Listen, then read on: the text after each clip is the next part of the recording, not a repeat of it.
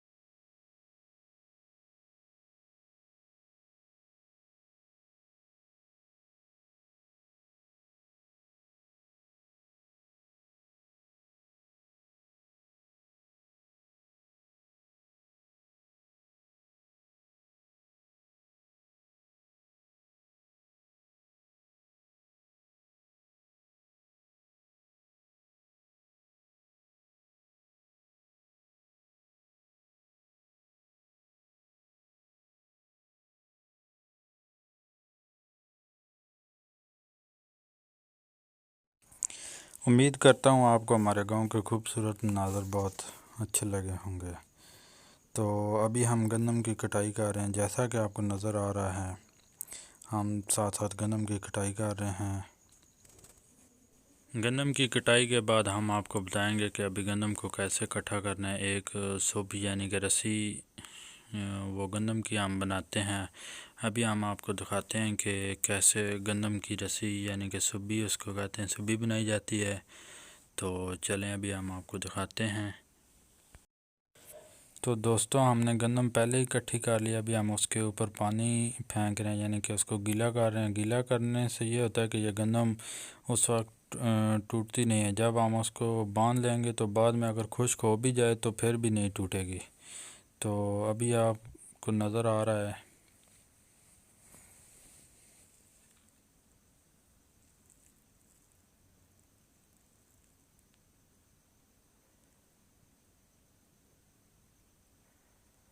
سبی بنانے کا یہ ایک طریقہ ہے جو آپ کے سامنے ہے۔